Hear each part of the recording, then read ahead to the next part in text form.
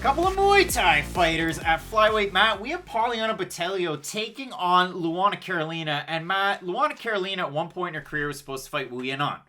Wu Yanan withdrew due to injury. Then they were rebooked. And then Luana Carolina withdrew because she had a spinal fracture and had to spend a month in bed. And listen, if she you're broke her back? If you're a Mike Tyson fan, you know the old clip. But you look at it for Luana Carolina, and her last win was just about 2 years ago. She picked up a big one over, yikes, zombie girl, Priscilla Cachoeira. And in that fight, she looked great. Overall, 230-26 is 129-27. But for Luana Carolina, if you paid any attention and you had the sound up, sometimes on pay-per-view broadcasts, they can get a little weird. They can get a little bit carried away. They sway more for one fighter than the other. But the problem was, and if Dominic Cruz says it, then I'm going to listen to it, especially if it's not just underhooks. He talked about the fact that Luana Carolina really leaves her head on the center line. It could get her in trouble. In that fight, it didn't. Her next fight out, she has a long layoff, the spinal injury, what have you, and she fights Ariane Lipski.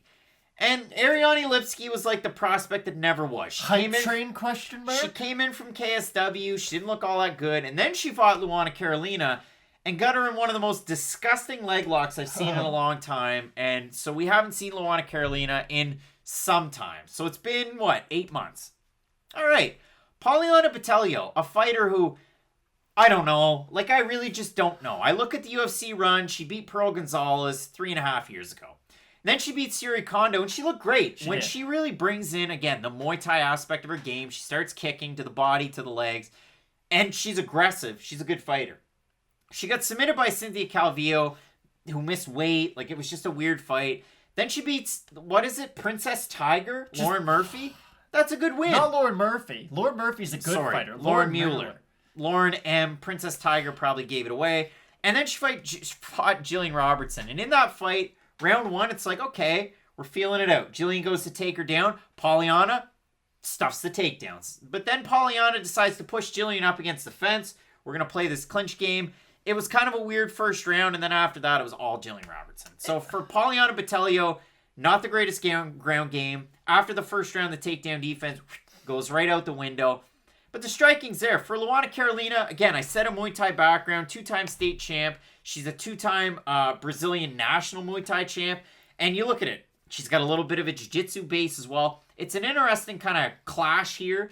I like the matchmaking because it really kind of gives you a baseline as to where either fighter is really at. What's your take here? It should be an interesting fight, but for Poliana Botelho, I just don't really know what she does great. Because there was a time in her career where I was like, wait, she's better at grappling than striking, right? And I know I'm not right when I say that, but you never just really know what you're going to get fight in and fight out. I can go back to the Pearl Gonzalez fight. She basically won that fight just by defending takedowns against the cage and landing a couple more strikes per round. Botelho's takedown defense, I wouldn't say it's Swiss cheese. There's not holes completely through it, but it is not great. And I will push back on you after the first round. I think she could defend takedowns against someone who doesn't have a wrestling background. I think if you have any kind of a wrestling background, you will be able to get to her. But if you are just kind of an MMA wrestler trying to use your wrestling, unless you are one of those top tier people who has at least a high school background, you're probably not going to be able to take her down. Because one thing she does do well at is she's got really strong hips up against the cage, and she is good at making her base very wide when she is up against the cage. It's not the most high level takedown defense you'll ever see, but it is just good solid fundamentals from somebody who we don't really look at Poliana and say, wow, we're going to compare her against the Tatiana Suarez's of this division.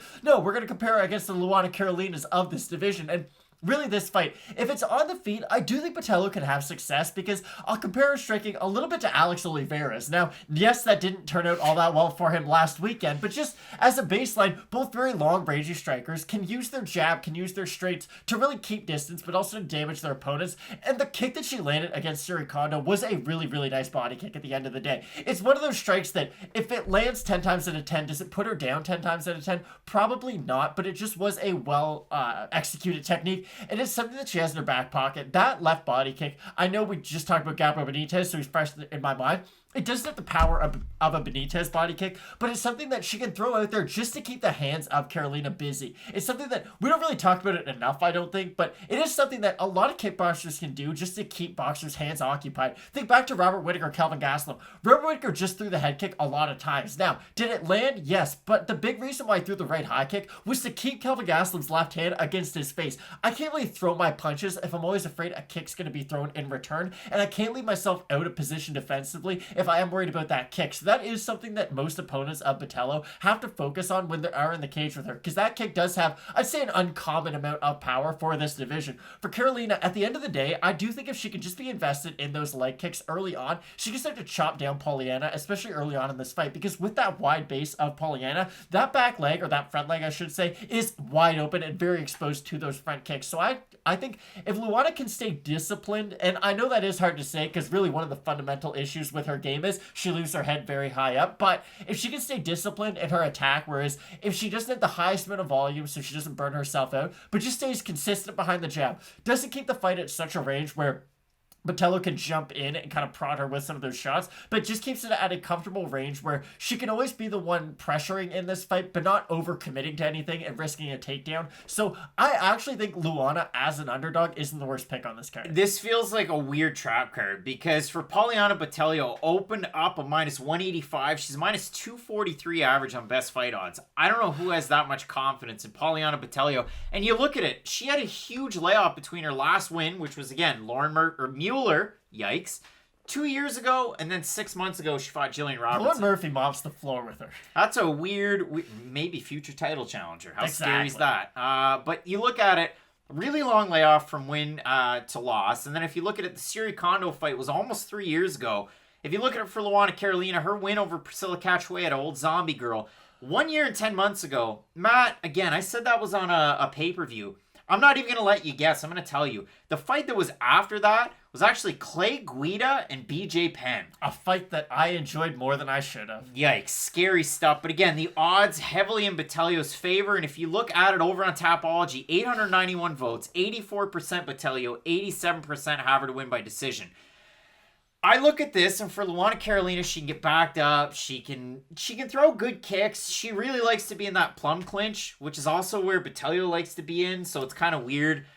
I like Botelho's striking just a little bit more. I'm so scared of that line, though. Like, this is low-level flyweight fighting at its finest or lowest. So I don't love it all that much, but I will go with Botelho ever so slightly. So I don't know if we need like a Adolfo Vieira alert right now, but I am going to ever so slightly pick Poliana in this fight. I think... You already said you were taking Carolina. No. I think Carolina can have success on the outside if she does stick to the kick, but this is the thing with Botelho. If she can get the fight to the mat, I just think her grappling skills are superior at the end of the day. If Ariana Lipski, who's grappling I don't really think that highly of, is able to put Carolina in a submission like a knee bar and a vicious one like that, I don't think you need the highest grappling IQ to go out there and beat someone like Luana Carolina.